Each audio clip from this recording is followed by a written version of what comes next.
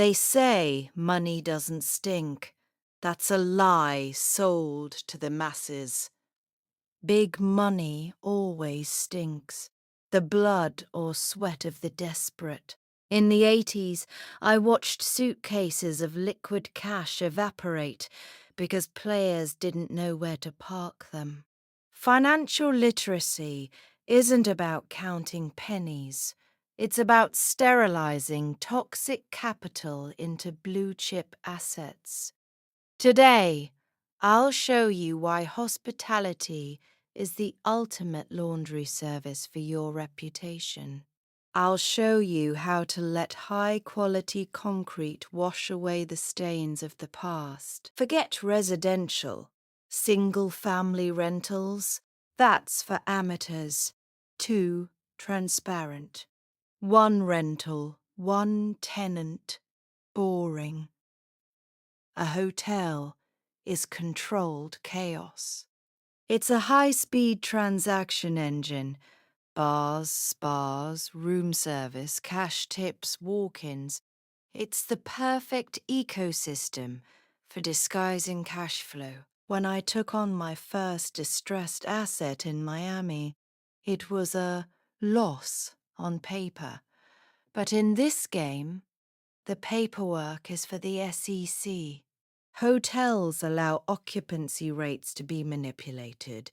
If you need to justify an influx of capital, your hotel can be fully booked by ghosts who pay in cash and never ask for a fresh towel. My ex-husband thought a smear was a death sentence. He forgot that in REP, real estate private equity, it doesn't matter where the money started, only what it looks like now. The renovation loop. You acquire sweet property at a deep discount. You inject capital, often the untested kind, into a massive capex project. Your contractors, they're your people. Revaluations turn grey cash into book value. The exit. 2 years later, you revere that revitalized landmark. Boom! What was once dark money is now long-term capital gains. The banks smile, the IRS shakes your hand, and you're officially institutional. My ex-husband thought a smear was a death sentence. He forgot that in REP, real estate private equity, it doesn't matter where the money started, only what it looks like now. The renovation loop. You acquire sweet property at a deep discount. You inject capital, often the untested kind, into a massive capex project. Your contractors, they're your people. Revaluations turn grey cash into book value. The exit. 2 years later, you revere that revitalized landmark. Boom! What was once dark money is now long-term capital gains. The banks smile, the IRS shakes your hand, and you're officially institutional. You ask me about laundering money. The best laundry is turning your raw ambition into a legacy empire. Don't hide your cash under a mattress. Mattresses burn. Bury it in the foundation. Real estate is the only business that forgives your history if you have enough leverage to build the future. Stay sharper than your rivals. While they're busy auditing your past, make them pay for a suite in your hotel. I'll see you at the top if you have the stomach for the climb. Transparency is for people who can't afford privacy. In the hospitality game, the ledger is your canvas. I don't just sell rooms, I sell discretion.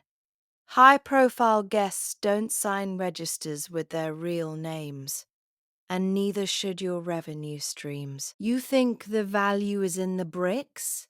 No, the value is in the zoning laws. I don't lobby, I consult. When I buy a historic wreck, it's not for the architecture, it's for the air rights and the tax abatements.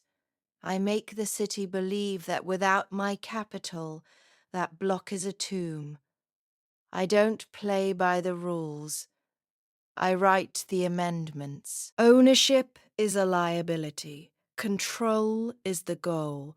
My name isn't on the deed of my hotels. It's buried under 3 layers of Cook Islands trusts and Panamanian shells. If they can't find the owner, they can't sue the empire. You need to become a ghost in your own machine. Wealth should be felt, never traced. My favorite acquisitions aren't from the market. They're from the morgue of my rival's mistakes.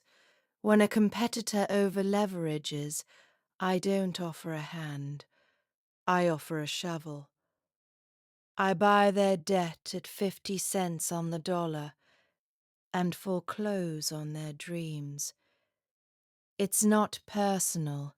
It's just a hostile restructuring of reality. In the end, we're all just temporary residents in a world owned by the few. You can spend your life checking in and out of other people's buildings, or you can build the walls that keep the world out. The choice isn't about money, it's about the view from the top floor.